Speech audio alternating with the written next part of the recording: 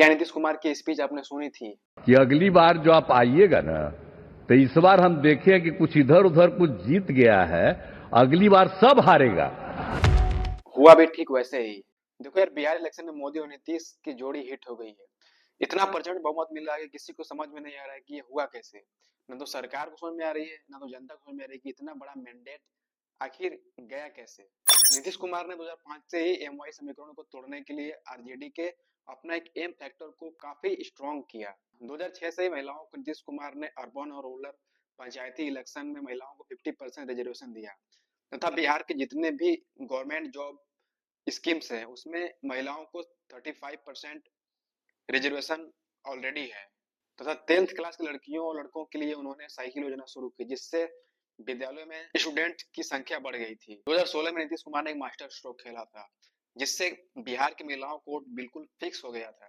उन्होंने स्ट्रोक खेला था शराबबंदी को लेकर। हालांकि बिहार में यह शराबबंदी पूरी तरह से फेल है, लेकिन यहाँ पे महिलाओं को इसका कोई फर्क नहीं पड़ता, क्योंकि कोई भी महिला नहीं चाहेगी कि उसका भाई, पति, बेटा शराब पीकर उत्पात मचाए तथा घरेलू हिंसा भी काफी कंट्रोल किया गया था। लालू यादव की आरजेडी पार्टी का कोर वोटर है एमवाई समीकरण, यानी मुस्लिम और यादव। नीतीश कुमार 2005 से जब से सत्ता में आए हैं, उन्होंने कुर्मी कोयरी को एक साथ लेकर चला तथा बाद में ईबीसी स्ट्रीम बैकवर्ड क्लासेस को काफी मजबूत किया तथा उन्हें एम्पावर किया। इस प्रकार से नीतीश कुमार की एक अच्छी वोट बैंक ईबीसी हुआ।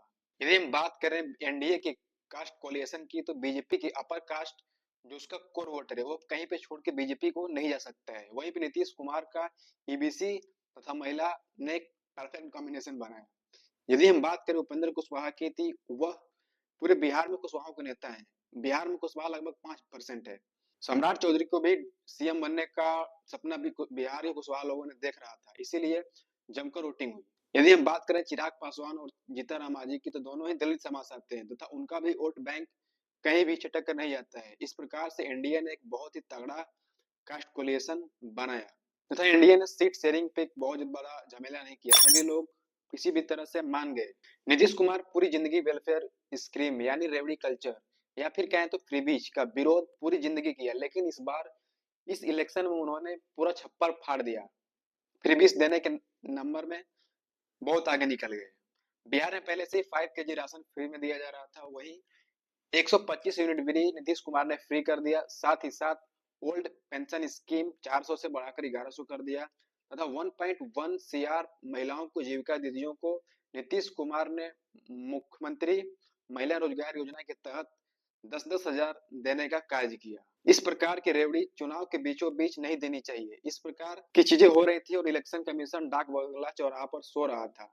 जब चुनाव जब चुनाव के डेट अनाउंस हो गए और मॉडल कोड ऑफ कंडक्ट लग गया, तो आप कैसे पैसा दे सकते हैं, लेकिन चुनाव आयोग पे इस पे कोई सख्ती नहीं बरती। इसकी हम बात करेंगे, आगे करेंगे।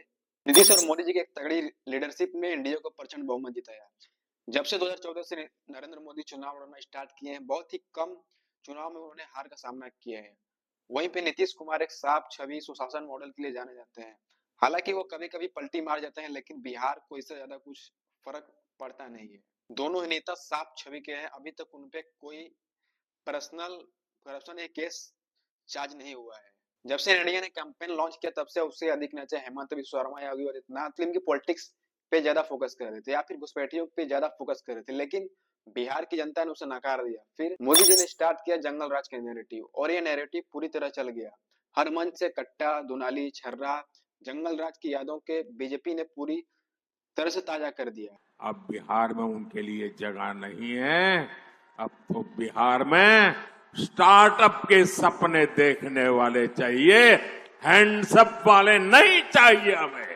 साथ ही एनडीए ने सीट शेयरिंग में भी कोई ज्यादा झगड़ा नहीं हुआ, सभी लोगों को मैनेज कर लिया गया। किसी को कुछ कहकर किसी कुछ कहकर उपेंद्र कुशवाहा और जीतन राम मांझी भी कुछ लेवल अप में आ गए और चिराग पासवान भी ज्यादा कुछ 30 सीट पर भी मान गए। इस प्रकार से एनडीए ने एक बेहतरीन कोलिएशन के साथ, कास्ट कोलिएशन के साथ और फ्रीबीज के चक्कर में एनडीए को प्रचंड बहुमत मिला। वहीं पे हम बात करें ओपोजिशन की, तो क्या ही बताया जाए। ओपोजिशन पूरी तरह से बिखर गया, पूरी बुरी तरह से हारी, सिर्फ 35 सीटों पर ही सिमट गई। यहाँ तक कि इससे ज्यादा स्ट्राइक रेट ओवैसी की पार्टी एआईएम ने किया। संभवतः बिहार के हर इलेक्शन में आरजेडी 11 सीटें लड़ती है तथा कांग्रेस को वही 60-62 में निपटा दिया जाता है। पहले तो सीट शेयरिंग के लिए काफी ज्यादा झगड़ा हुआ महागठबंधन, फिर सीएम फेस अनाउंस करने के लिए काफी ज्यादा झगड़ा हुआ। भाई आपके पास सीएम फेस है कौन? तेजस्वी के अलावा आपके पास कौन था जितने आपने इतना लेट लगाया?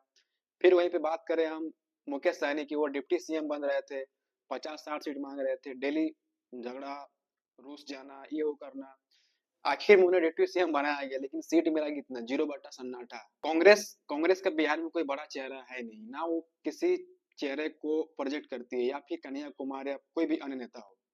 इसीलिए बिहार में कांग्रेस एक लाइट इलेक्शन लड़ती है। वैसे राहुल गांधी ने 50 दिन इलेक्शन के पहले वोट अधिकार यात्रा किया, खूब रील बनी, रीलबाजी हुई, पोखरा में नहाए, वो किए, दुनियादारी की है, लेकिन जब कोर इलेक्शन का टाइम था 50 दिन तक वो गायब रहे, विदेश में गए, कहाँ कहाँ छुट्टियां मना रहे थे, किसी को पता नहीं।